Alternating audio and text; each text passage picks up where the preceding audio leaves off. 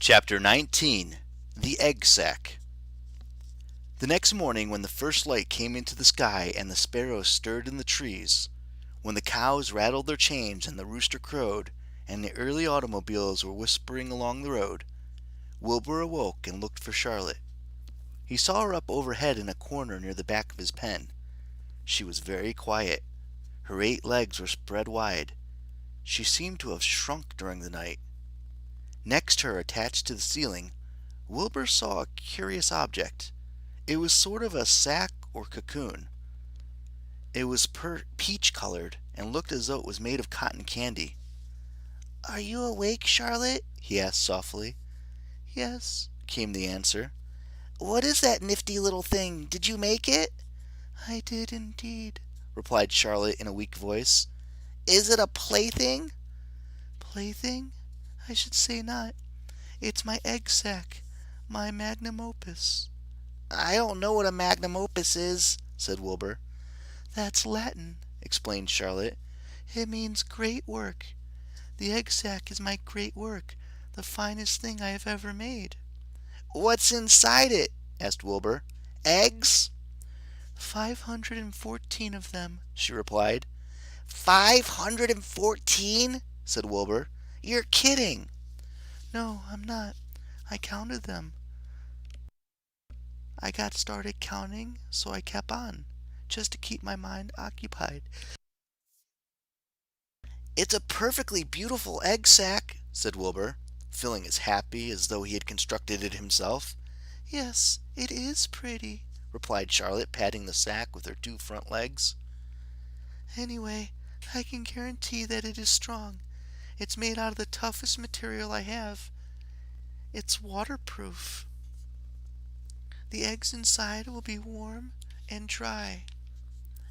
"Charlotte," said Wilbur dreamily, "are you really going to have 514 children?" "If nothing happens, yes," she said. "Of course they won't show up until next spring." Wilbur noted that Charlotte's voice sounded sad. "What makes you sound so downhearted? I should think you'd be terribly happy about this." "Oh, don't pay attention to me," said Charlotte. "I just don't have much pep anymore. I guess I feel sad because I won't ever see my children." "What do you mean you won't see your children? Of course you will. We'll all see them.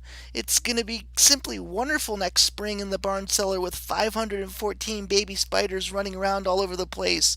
And the geese will have a new set of goslings, and the sheep will have their new lambs." "Maybe," said Charlotte quietly. "However, I have a feeling I'm not going to see the results of last night's efforts. I don't feel good at all. I think I'm languishing, to tell you the truth." Wilbur didn't understand the word languish, and he hated to bother Charlotte by asking her to explain. But he was so worried he felt he had to ask. "What does languishing mean?" "It means I'm slowing up, feeling my age. I'm not young anymore, Wilbur. But I don't want you to worry about me. This is your big day. Look at my web. Doesn't it show up well with the dew on it?" Charlotte's web never looked more beautiful than it looked this morning. Each strand held dozens of bright drops of early morning dew. The light from the east struck it and made it plain and clear. It was a perfect piece of designing and building. In another hour or two, a steady stream of people would pass by, admiring it and reading it, and looking at Wilbur and marveling at the miracle. As Wilbur was studying the web, a pair of whiskers and a sharp face appeared. Slowly Templeton dragged himself across the pen and threw himself down in a corner. "I'm back," he said in a husky voice. "What a night!" The rat was swollen to twice his normal size. His stomach was as big and round as a jelly jar. "What a night!" he repeated hoarsely. "What feasting and carousing! A real gorge! I must have eaten the remains of 30 lunches. Never have I seen such leavings, and everything well ripened and seasoned with the passage of time and the heat of the day. Oh, it was rich, my friends, rich!" "You ought to be ashamed of yourself," said Charlotte in disgust. It would serve you right if you had an acute attack of indigestion. Don't worry about my stomach, snarled Templeton. I can handle myself. And by the way, I've got some bad news. As I came past the pig next door, the one that calls himself Uncle, I noticed a blue tag on the front of his pen. That means he won first prize. I guess you're licked, Wilbur. You might as well relax. Nobody's gonna hang any medal on you. Furthermore, I would be surprised if Zuckerman changes his mind about you. Wait till he gets a hankering for some fresh pork and smoked ham and crisp bacon. He'll take the knife to you, my boy. Be still, Templeton, said Charlotte. You're too stuffed and bloated to know what you're saying. Don't pay attention to him, Wilbur. Wilbur tried not to think about what the rat had just said. He decided to change the subject.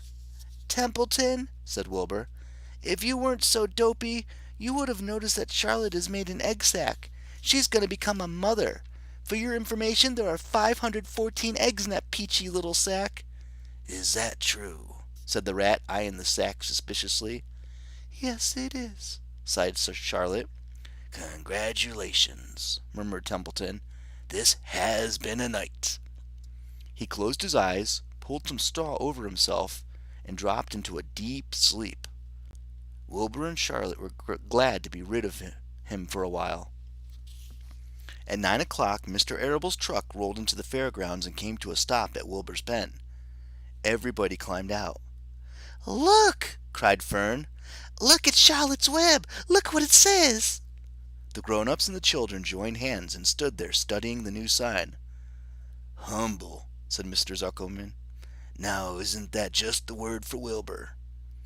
Everyone rejoiced to find that the miracle of the web had been repeated. Wilbur gazed up lovingly into their faces. He looked very humble and very grateful. Fern winked at Charlotte. Lurvy soon got busy.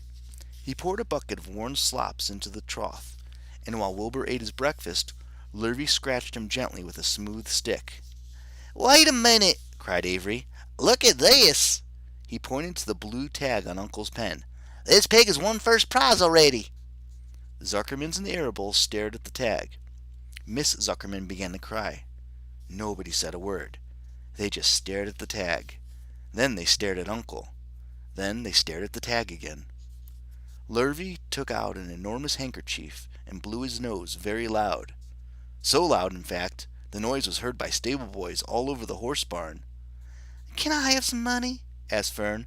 I want to go out on the Minway. You stay right where you are, said her mother. Tears came to her eyes. What's everybody crying about? asked Mr. Zuckerman. Let's get busy. Edith, bring the buttermilk. Miss Zuckerman wiped her eyes with her handkerchief. She went to the truck and came back with a gallon jar of buttermilk. Bath time, said Zuckerman cheerfully. He and Miss Zuckerman and Avery climbed into Wilbur's pen. Avery slowly poured the buttermilk on Wilbur's head and back, and as it trickled down his sides and cheeks, Mr. and Miss Zuckerman rubbed it into his hair and skin. Passersby stopped to watch. Pretty soon quite a crowd had gathered. Wilbur grew beautifully white and smooth.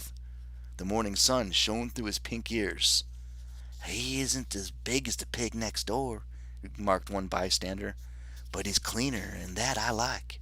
So do I, said another man. He's humble, too, said a woman reading the sign on the web. Everybody who visited the pig pen had a good word to say about Wilbur. Everyone admired the web, and of course nobody noticed Charlotte. Suddenly a voice was heard over the loudspeaker. "Attention, please," it said. "Will Mr. Homer Zuckerman bring his famous pig to the judge's booth in the front of the grandstand? A special award will be made there in 20 minutes. Everyone is invited to attend. Crate your pig, please, Mr. Zuckerman, and report to the judge's booth promptly." For a moment after the announcement, the Arables and the Zuckermans were unable to speak or move. Then Avery picked up a handful of straw and threw it high into the air and gave a loud yell. The straw fluttered down like confetti into Fern's hair. Mr. Zuckerman hugged Miss Zuckerman. Mr. Arable kissed Miss Arable. Avery kissed Wilbur. Lurvy shook hands with everybody. Fern hugged her mother. Avery hugged Fern. Miss Arable hugged Miss Zuckerman. Up overhead in the shadows of the ceiling, Charlotte crouched unseen, her front legs encircling her egg sac. Her heart was not beating as strongly as usual, and she felt very old, but she was sure at last she could have saved Wilbur's life, and she felt peaceful and contented. We have no time to lose, shouted Mr. Zuckerman. Lurvy, help me with the crate. Can I have some money? Asked Fern. You wait, said Miss Arable. Can't you see everybody's busy? Put that empty buttermilk jar in the truck, commanded Mr. Arable. Avery grabbed the jar and rushed to the truck. Does my hair look all right? Asked Miss Zuckerman. Looks fine, snapped Mr. Zuckerman, and he and Lurvy set the crate down in front of Wilbur. You didn't even look at my hair, said Miss Zuckerman.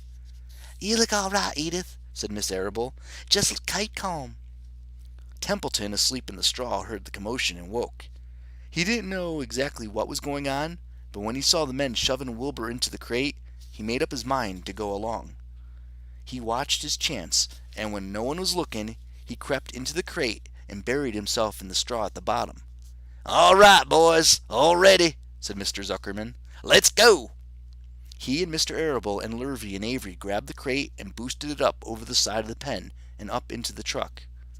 Fern jumped aboard and sat on top of the crate.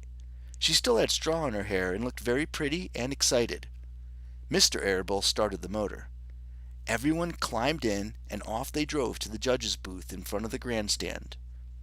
As they passed the Ferris wheel, Fern gazed up at it and wished she were in the topmost car with Henry Fussy at her side. End of chapter 19.